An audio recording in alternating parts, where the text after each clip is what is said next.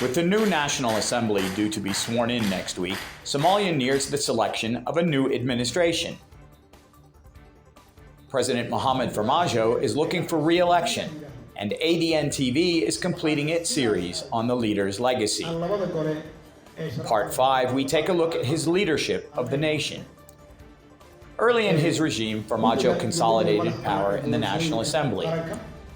He also spent a lot of his time cultivating relationships with the nation's security leaders. General Odawa Yusuf Rage was appointed to lead the Somali National Army in August of 2019. He became the youngest leader of the nation's armed forces and revealed a trend of building a young team within Farmaajo's administration. The president has often created photo opportunities with the troops to show himself as a leader close to the military. Annagoo haatan sugayna miro dhalka dadaaladaas lagu cafinayay. Farmaajo, the public speaker, is fairly mild-mannered. His speech is rather matter-of-fact, and his rhetoric generally tame. Qorshayaasha hawshaas lagu sii dardargelinayo. When he does address a body like the United Nations, which he has done on several occasions, he makes sure to boast about his government's accomplishments. Excellencies, ladies and gentlemen, the Somali federal government is working tirelessly to achieve the UN Sustainable Development Goals with and for our people.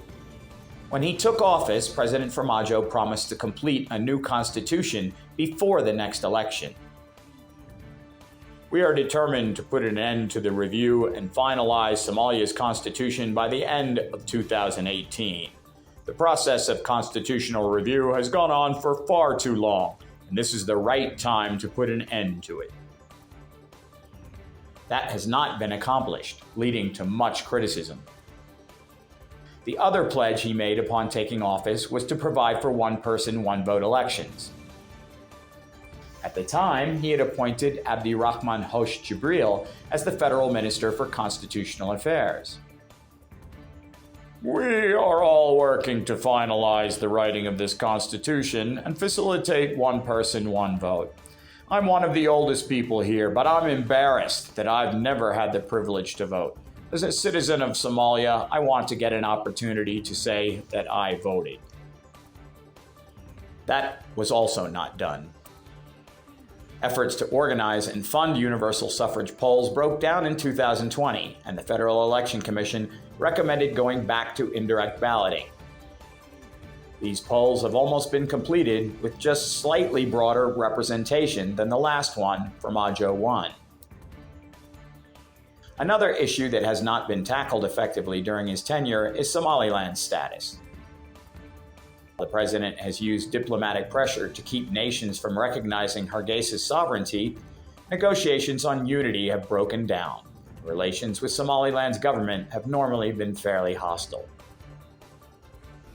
And then now we believe we're ready in terms of everything we need to fight back against Al-Shabaab. Somalis looking back to the promises made by Farmaajo at the start of his presidency may be disappointed. ADNtv will continue to post reports as Somalia's presidential election approaches.